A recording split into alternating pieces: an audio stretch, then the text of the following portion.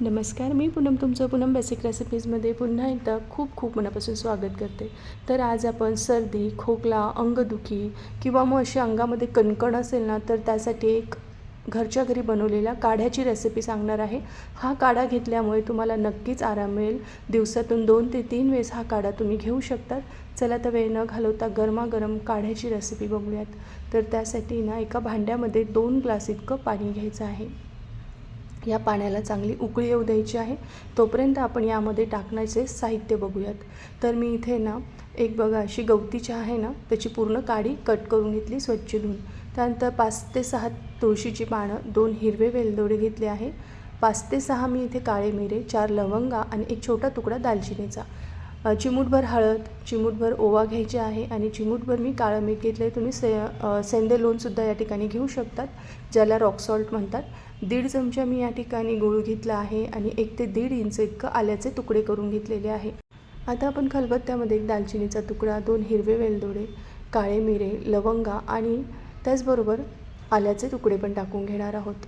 आणि तुळशीची पानंसुद्धा मी यामध्ये थोडीशी क्रश करून टाकणार आहे. त्याआधी थोड्याशा ओवा उकळताना टाकल्या तरी हरकत नाही, पण मी यामध्येच टाकून घेतले आहे. तुळशीची पानं क्रश करून टाका. राहिलेले पदार्थ आपण काढा तयार झाल्यानंतर टाकणार आहोत. असं सरभरीत आपल्याला हे खलबत्त्यामध्ये कुटून घ्यायचं आहे, म्हणजे ना मस्त या काढ्याला चव येते.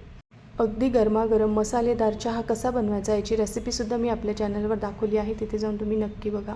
तर आपला हा असा सरभरीत मसाला या ठिकाणी रेडी झाला आहे आणि एकीकडे पाण्यालासुद्धा उकळी आली आहे. आता पाण्यामध्ये कुटलेले सगळे मसाले टाकायचे आणि अगदी 2 ग्लासाचं 1 ग्लास पाणी होईपर्यंत आपल्याला हे उकळून घ्यायचं आहे.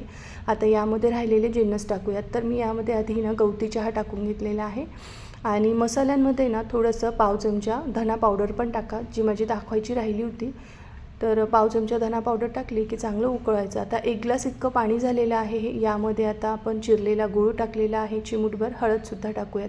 हळद ही उष्ण असते, त्यामुळे आपल्या घशाला छान शेक मिळत होतं. हळद आवर्जून टाका. काळं मीठ टाकलं मी या ठिकाणी, तुम्ही शेंदे लोण म्हणजे रॉक सॉल्टसुद्धा टाकू शकतात. त्याचबरोबर दिवसातून 2 ते 3 वेळेस तुम्ही छोटा कप भरून हा काढा घेऊ शकतात. लहान मुलांना देणार असाल तर 2-3 चमचे द्या.